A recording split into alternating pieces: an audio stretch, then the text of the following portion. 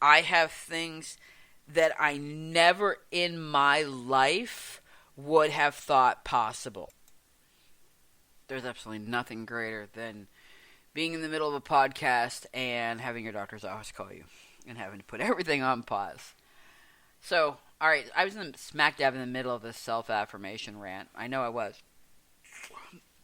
But, I really, truly want people to understand that, self-love is not a new concept, okay? Self-love, it stimulates the brain, it stimulates behaviors, I'm doing things that are not so self-loving, like drinking soda again. But, self-love is really, really important. You have to be nice to yourself. You have to set those healthy boundaries. You have to prioritize yourself. If you wrote a self-affirmation letter and, put it in a frame, put it next to your nightstand, and you saw it every morning, sooner or later, you would start to realize that you're making sense. Somewhere, people get this idea that, we say something about ourselves, often enough we start to believe it. Well, we're so quick to say such negative things about ourselves that, it's always like we're drawn to the negativity first. I don't know. I assume that's human nature. Again, not a psychologist, but, what I see on our Facebook feeds and, again, through the Facebook groups is, how come I don't look like this? How come, this person's this far? Why do I compare myself to these people? I'm never going to look like that. I'm never going to look like this. Stop. I know that saying that is easy. Saying stop is really, really easy. You've got to break this habit of self-judgment. You will get there. You will get to that point. I can't compare myself to Leo. I mean, Leo's been on testosterone for almost 6 months. I'm on 3 months. Of course I can't compare myself to him. Do I? Yeah. Do we laugh every so often? Because I'm like, hey, what was it the other day? I said, oh, I got a chest hair. Leo goes, yeah, I got plenty. I'm like, shut up. I've had chest hair for years before this His father was very furry. So, you know what I mean? Like, Leo, I can't compare myself. Leo is much thinner than I am. So, Leo presents more masculine because there's not a lot of fat in the way. I have the fat of having 2 kids. I have much larger breasts. I don't present male very well at all. Yet. But in the same breath, I have polycystic ovarian syndrome. I have an abnormal amount of face fur to begin with. I would say I have an abnormal amount of face fur for a woman. I used to have to shave. So, adding testosterone to that, I have plenty of face fuzz now. It's peach fuzz. It's blonde, but it's there. Leo doesn't have it. You know what I mean? Like, that's exactly what I mean. You can't compare yourself. That's apples and oranges, so don't. Prioritize yourself. Take yourself one step at a time. Forgive yourself. Like this soda I'm sucking on right now. Do I forgive myself for it? Well, I can forgive myself, but if I don't learn from it, then I'm not really helping myself. But I do have to do one of these other things, which is self-care, and I have to listen to my body. I didn't sleep for a squat last night. It was because I had too much soda, and I know it. I'm not going to finish this bottle. There's no way. All right? Take breaks. Move. Stretch. Put the phone down. Connect with yourself. Do something creative. Eat healthier. That's a big one for all of us, isn't it? I'm not saying go vegan or go vegetarian. We won't even talk about the strawberry milk thing. That's, yeah. If you've seen that TikTok, you know exactly what I'm talking about. And, practice those healthy habits. Again, because people with gender dysphoria tend not to take care of themselves, a little self-auto-destruct. This one tends to be a little bit harder. But you need to be mindful of yourself. There is a program out there called mindfulness, and it's all about self-meditation and being self-aware. And, I can't guarantee it, because I would never put that out there But I will tell you that if you start taking, yourself seriously, and you do start, minding yourself and minding your self-care, and you do practice self-love, you're going to start feeling better about yourself. It's not an overnight thing. It not a 2 or 3 day thing. You might notice it after a week. I notice, like, after a week of drinking water and not soda, so I'm not toxifying myself, I notice I feel better. It takes a week, but I do notice. And the same thing goes true. Once you have that epiphany of self-love, that you don't need anyone else to make you happy. You are the source of your own happiness. That you will feel better. It's not like a miracle drug. You're not going to be perfect. No one, everybody has bad days. I cried in the car this morning. But, you know what? I got over it.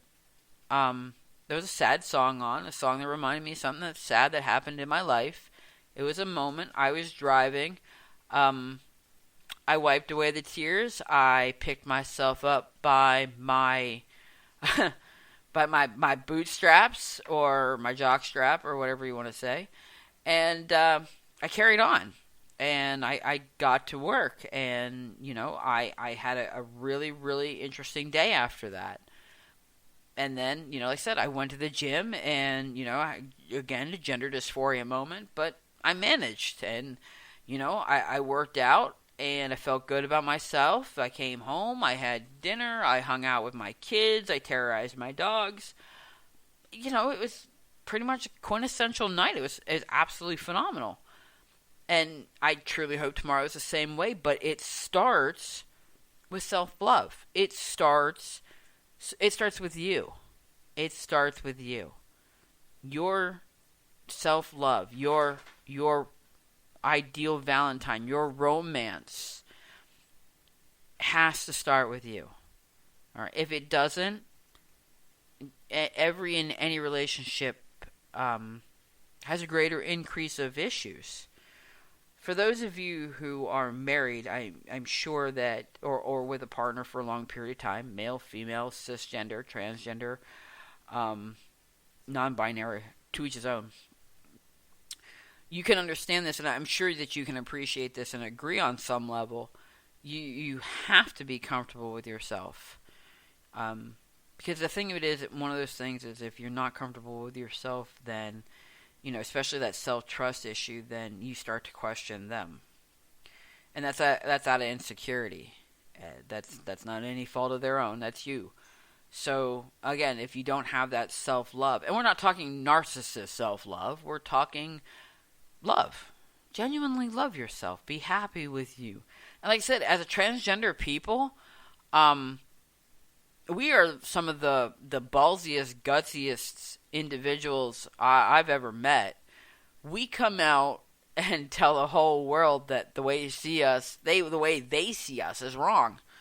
There is absolutely nothing, more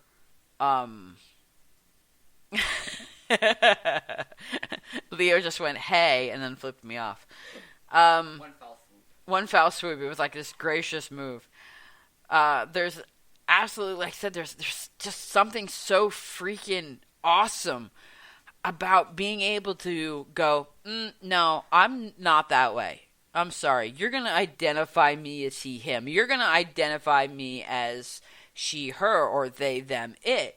Or, oh my gosh, all these other ones that we found, which we'll talk about another day. But we found this huge list of gender honorifics, and it was freaking awesome.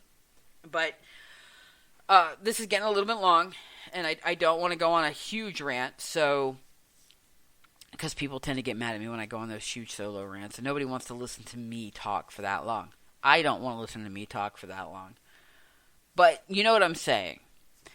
I hope you know what I'm saying. What I hope you take away from tonight, because like I said, I do want to wrap this up, is, one, either sit down with a romantic comedy or sit down with a romantic book. Enjoy a little self romance. If it's by candlelight, it's by candlelight. do something for yourself. Make yourself that favorite dinner. Take yourself out for dinner. Go for a nice long walk. Soak in a bathtub and just kind of spoil yourself, Do something for you that you haven't done in a long time. Something that makes you feel good. Remember that self-love comes first. You have to prioritize yourself. Take your breaks. Take your lunches. They are yours. Okay? The most priceless thing that you can give yourself and others is time. You never get that back. Okay? So make sure that you're using it appropriately. I think that's about it. All right. I truly hope that you guys appreciated this tonight. Again, please share us. If you like your podcast, like them. If you think that you have somebody that will love to listen, share it with us. We have been picked up in 32 states. I think we're at. We're almost at. We're like 18 states away from having the whole U.S. We got picked up in France and Finland this past week.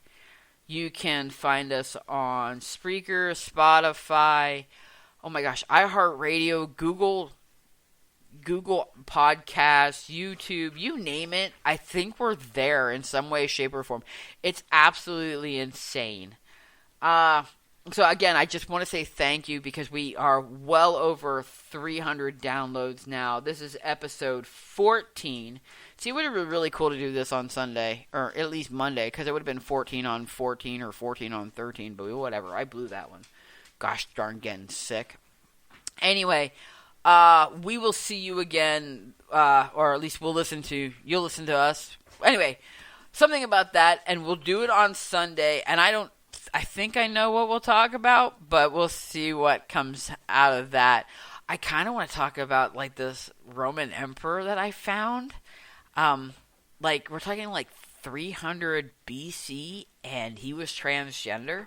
He was also emperor at 14, and his grandma tried to kill him. Why is it always the grandmas? It's always the grandmas, right? Creepy. Anyway, almost said something not nice. All right. Have a good night, everybody. Peace. Thank you for catching this episode of Let's Talk Trans with your hosts Gabe and Leo. Hey, we really appreciated you, and we hope that you appreciated us. If you like what you're hearing and you want to hear more, feel free to like us on Spreaker or Spotify or wherever it is that you pick up your podcasts. Until next time, later.